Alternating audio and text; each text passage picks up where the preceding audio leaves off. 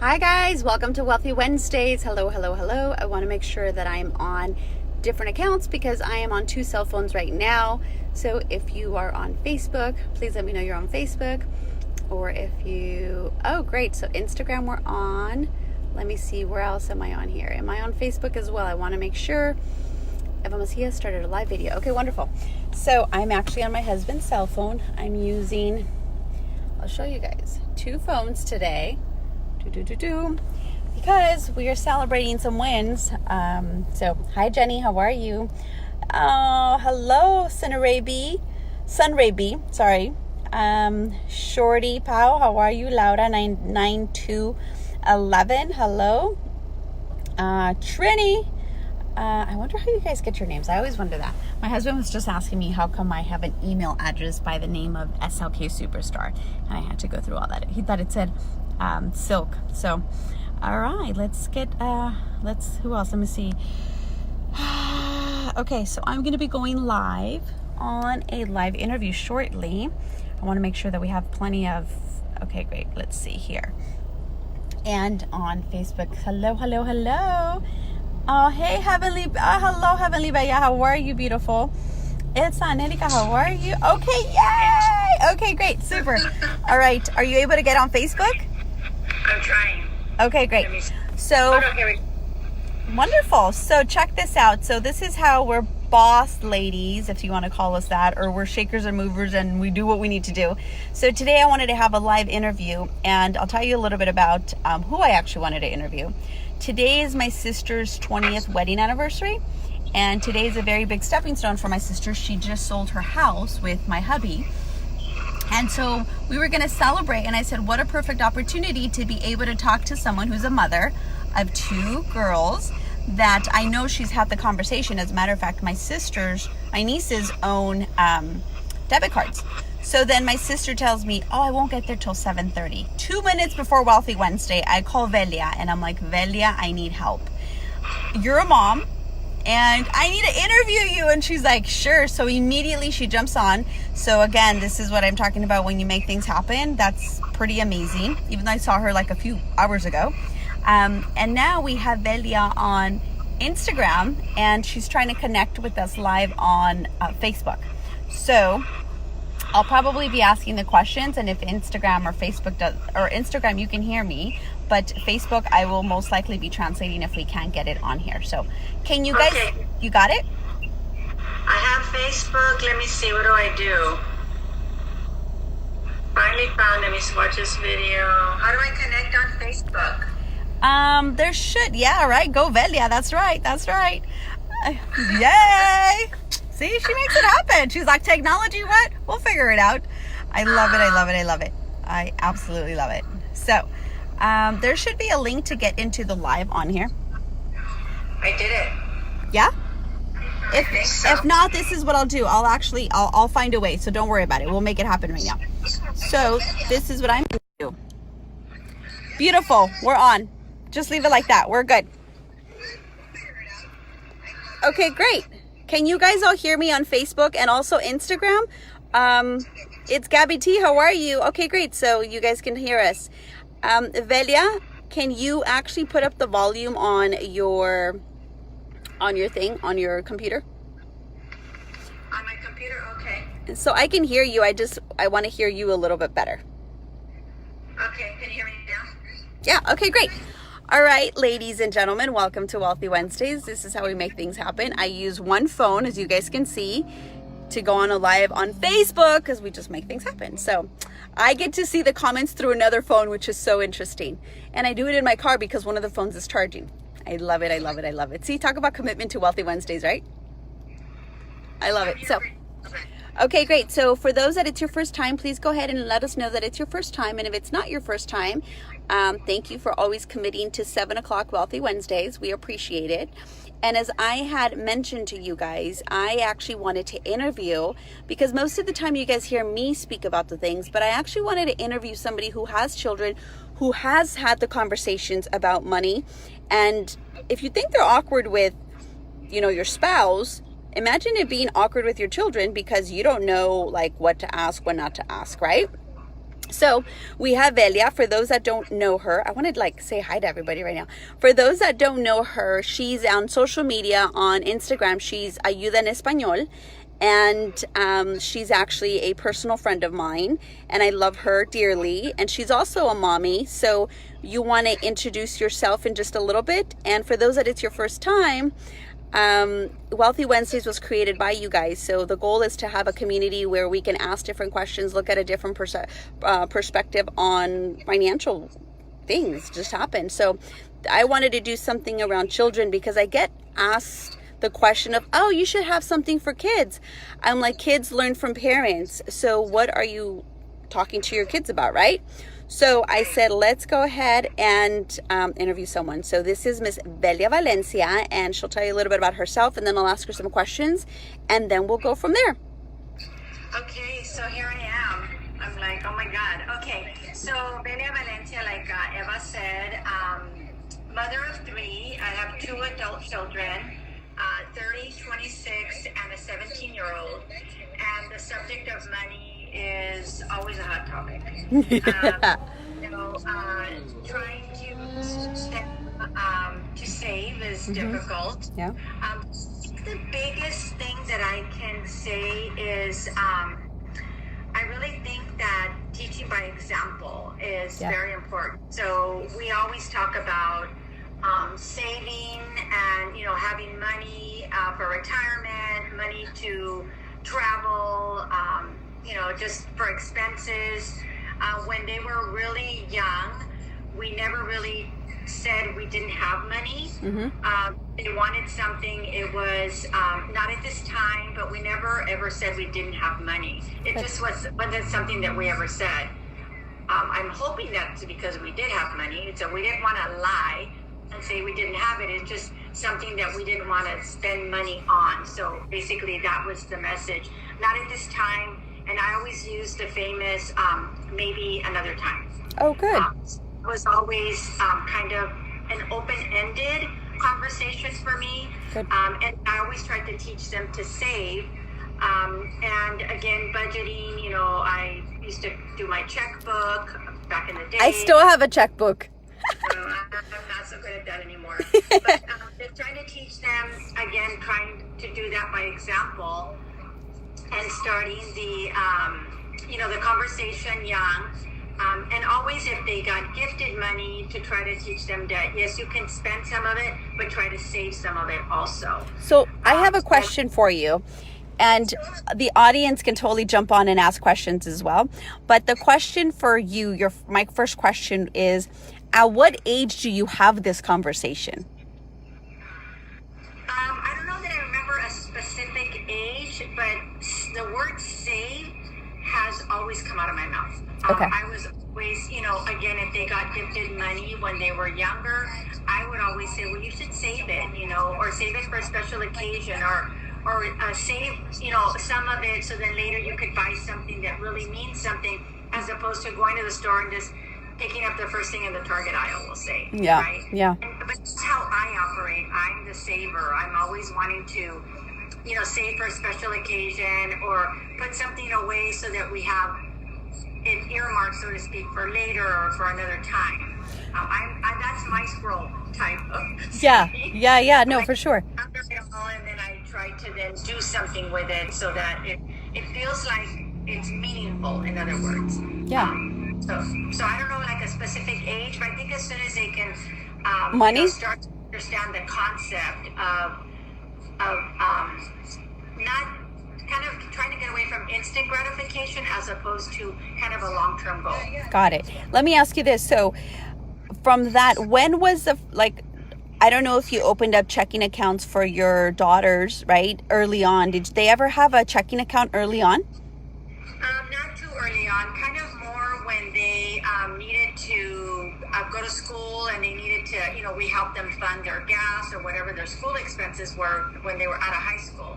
So then that's kind of when the joint account kind of came in, and it was kind of an allowance. It wasn't just, here's $500 till you run out of money. It was, here's $30 for gas and here's $25 for lunch for the week, and then I would fund it on a weekly basis I don't know if that's a trust issue for me, but that's kind of how I've operated by, I'm going to say monitoring or kind of controlling. Yeah. And not so much my older daughter than the middle one. The older one got a job very much younger and kind of was more independent. Good. The middle daughter is the one that we did that for. Okay, good. I know that I had a checking account when I was about, I think, 13 or 14, because my sister used to work for the bank. So she opened up a checking account because she was going to gift me money, for birthdays and things like that. And she worked at the bank. I'm sure she also needed the credit for the bank, Yeah. So early on, I had one. I thought I was really cool because I had a debit card. But I don't ever remember, very similar to your story with your girls, like I never really remember my mom saying, put away so much money. It was just, you should, but they never really showed me. You know what I mean? Yes, absolutely. So it was... I think I talked about it, but I don't think I actually showed them. Except for my son, we actually did take him to the bank. Oh no, actually, you know what? The school did it. The school came to the bank came to the school and helped them open up an account. And then he opened up his first little savings account that way. Now, how did that make you feel, knowing that the school was really teaching? Because, right, there's certain things that the school can teach, but then there's other things that should be taught at home, right? So how did that make you feel as a parent? Like, should I leave this responsibility to the school, or should I take this on myself? Personally, I thought it was a great idea. I didn't feel like, oh, that's my job. I just thought that it was kind of fostering what I had been trying to teach them, to save. And so I think we opened it up, maybe the bank gave them $5 to open it up. And then he did save money. And he does actually have some money in there. We haven't done too many deposits. Okay. But just the other day, he said, I have some cash. I think I need to add it to my account because if not, I know I'll spend it. Wow. So that's great right there in itself, right? Like knowing that he doesn't do well with cash. Yes. Right? Yeah. And for the privacy, we're not gonna share who your children are, because they're probably like, why is my mama talking about all my stuff? But no, and I think that's great. So I don't know, but for me, and I always go to myself, oh, hey, oh, look at this. Well, never mind. Now she put herself on blast here. Just saying, I don't know who my kids are. Oh, here comes the other one. Oh, hey. Which is awesome because, right, they learn and they see what you've created. And I personally know, your family, but I think your children also, just knowing that mom and dad have always been very cautious of spending, I think subconsciously it also has helped them to understand what their responsibilities are, right? Yes, absolutely. Yeah. And we usually have the big money conversations. Georgia and I will sit down and we kind of strategize about what we're going to do. So they've seen us do that. When we start to either do a car purchase or something that, we're going to take on payments, they see that we don't just go to the first place and buy the first car, so to speak. That we do have the conversations. We do our homework.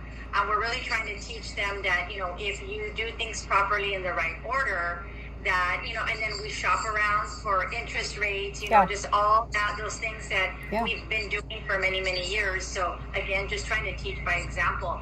And the one that has bought her own car was Giselle. And that's exactly what she did. She went out, she looked, she knew what she wanted. She shopped interest rates. She really tried to make it her first big purchase with, some knowledge behind it. And how empowering it is, it not only for you as a parent to say, okay, my daughter actually, subconsciously, I was able to feed her this knowledge because I led by example. And then how empowering was it for her to feel very independent, right? To be able to have her own way of thinking because she now knows that this is what mom and dad do. Yes. Right? Exactly. And your younger one, where he's now, I don't know, but you're a parent, so I'm thinking what you didn't do for the first one or the second one, you do for the last one, because now you know and you do better, right? Right, yes, exactly. And so maybe that's why he has a little bit more of that, oh, I have some, I'm going to save it, because if not, I'll spend it, because he has seen what has happened to him prior to, and you guys have probably been a little bit more on like, this is what you need to do, and now let me show you, versus, I'm sure you didn't walk in with your daughter to the bank, or they didn't offer the program at school like they did with your son. Exactly. And then you're right, because as far as him knowing about the cash situation, it's because he has had access to cash. Just, just some little, go in the garage, sell some stuff. And so he accumulated a little sum, we'll say, a couple $100, and he went through it really quick. And so now that he's kind of regained that, some of that cash back, he's now like, you know what, I know that if I don't put it away, what's going to happen? It becomes very tempting. Yeah. And it disappears. I mean, that happens to all of us. Yeah. Whether how old are your kids? How old is he? He's 17. I remember, I think he was like, how old? Like 7 going on 8, I think, when I met him. And he was he was in the living room when I went to your house. Yes. I remember that. I was like, who is this little chubby boy here? And I'm just kidding. I remember him sitting there and you guys having open conversations about retirement. It was like a dinner conversation, and we had it on the dinner table. And I remember that because some parents don't want their kids to know anything. No, in that regard, we've been pretty open. We don't share everything. Of course.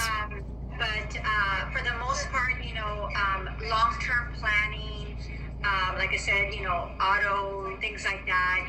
When we purchased our solar for our house, we do things in the open. We don't hide them, so to speak. But, they're exposed to a lot of our money conversations in that regard. And then when we do have bills, we talk about it, that we have to make payments and it's important to be responsible. And having good credit is important, and how you get good credit and how you keep good credit too. All those conversations we have in the open. That's awesome. So I'm going to read a few comments because I love the interaction, right? And I'm sorry that I may be blinding some of you. And thank you guys for all participating. And I know that we have some people that have been really excited. So Katrina, tell me what you do, because I know Katrina has twin girls. So I want to know what you do, because those, when they come at the same time, it's a little bit tougher than if you have one. How old is your oldest one and the middle one? What's the age difference? Belia, what's the age difference with the girls? I'm sorry. The girls are 4 years apart. So you have 4 years, to be able to talk to them, versus when you have twins, you're like, oh man, everything comes in double. Also, Luna Isol says, I did the same with my girls. By the way, she also has twins. And she said that she would always have them put 80% in their savings and then the rest in their checking and debit cards as preteens, which is great because you're teaching them how to think. Right? That's really what you're doing. Let me see who else posted on here. I saw something. Katrina, it's so funny you say that I should have a financial boot camp for teens. I'll be doing one at the college, at Rio Hondo College, actually. But it's not a boot camp, but I will be teaching a little bit younger generations. But again, it's really important that when I say we, but that as a community, we really to let them. These conversations are awkward. They're awkward with your spouse. You're awkward with your brothers and sisters. I mean, I'm going to be having dinner with my sister. We've opened up a little bit about our finances more just in the last few years because she's seen me mature. But with kids, like for example, right? He's 17, you said, right? Yes. And you're like 6 years away from retirement. So it's a different conversation when you have someone who's just starting their future versus someone who's like, honey, I'm ready for those golden years. Yeah, so it's no secret. I said it 100 times. We had him, a little bit later. And so a lot of those conversations, we had to have as parents, as a couple, making sure that whatever we were doing, we were lining ourselves up for retirement, and at the same time making sure that we were going to make sure that he was taken care of. And I always talk about the college fund. What we didn't do for the girls, we did for him in anticipation of not hoping to incur additional expense as we're getting ready for retirement. Yeah. Because he'll be 18 next month, and we're pretty much 6 years away from retirement. So, making sure that, if he does decide to go to college, that we have some funds available so that it doesn't cut into our retirement money. Amen to that. That was our plan with Good. him on that. Did you also ever buy your kids at an early age, like play money for them to play or anything like that? Yeah, we did. I remember playing house, playing casita, playing bank, playing store, just to teach the concept of money. And it really is the exchange of paper good for a tangible good, right? Yeah. And kind of teaching them, what you buy in the store as opposed to, and then what you do when you buy things at the store, like when you play house, or kitchen or whatever, right? And it's just really, again, it's all learned by play. But the importance of doing all of that and teaching them, the money exchange, the value, and then there's that game Monopoly. That's all about, real estate and acquiring wealth. Yeah, absolutely. And it's interesting you say something. It's all about play. And Velia actually supports me with the financial boot camp. But often we hear like I was scared. I didn't know what to expect, right? But as soon as they walk out of maybe session 1 or week 2, they're like, oh my God, this is not that bad after all, right? Like, because we make it fun. We make it enjoyable. We make it like even though you may be where you are, there's nothing wrong wherever you are. We just got to make it better, right? Yes, exactly. And it becomes fun exchanging stories. Yeah, and you learn, and I see this all the time, I've been sitting in the boot camps now for the whole year.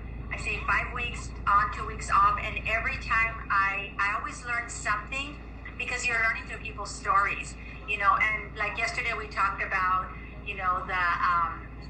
the whole shifting of the deductible, and I knew that, but I just didn't pay attention to it, and so now I'm thinking, I need to check my deductibles. So it brings awareness, kind of to the everyday things that we sometimes, we just kind of put on the back burner. Yeah, and I think with kids too, it doesn't matter what age you talk to them about it, because some kids have fear because their parents have instilled so much fear around money, versus like someone who's open or has just a little bit more of a communication, like, look, let me show you, let's build a piggy bank together, or let's build a safe place for you to put this money away. When you get money, you should put this away and that away, I know that it's something, I don't know about you, but like with my sister, as I was going to be asking her these questions, she goes, now with the debit cards, it's so much better for me because I actually now can monitor where they're spending their money. Yes.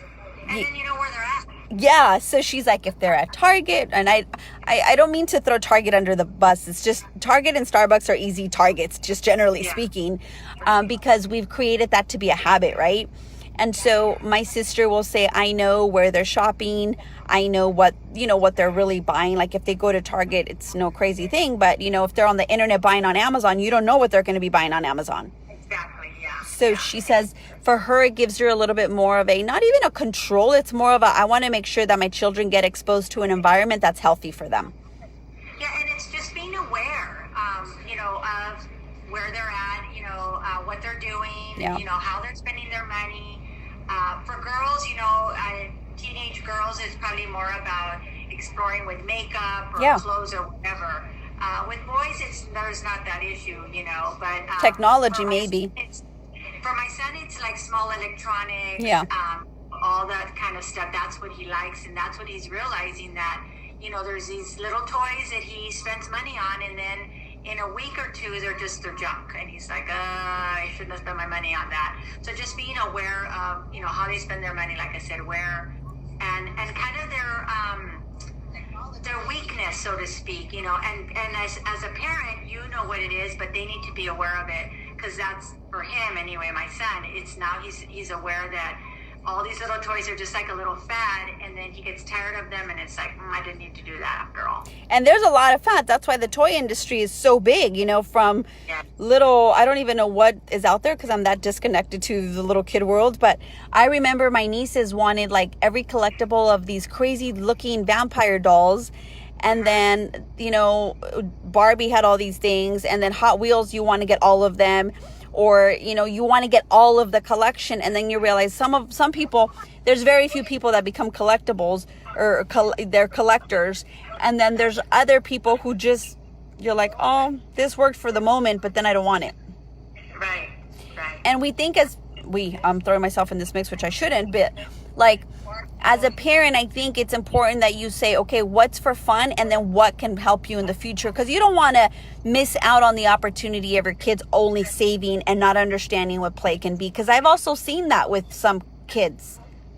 Yes, absolutely. Yeah, and so I think that's why the learn by play is so important, because you make it fun, but it really is an education process, you know, and it really is just kind of setting them up for what they're going to have to learn eventually. But the play concept is what, you know, when they're little, and I think when they're small too, it's just about spending time with you. Yeah. So you just kind of incorporate the mommy and me time, or the daddy and me time, the learn by play, and then they're always wanting to emulate you, because they want to be near you, they want to be like you.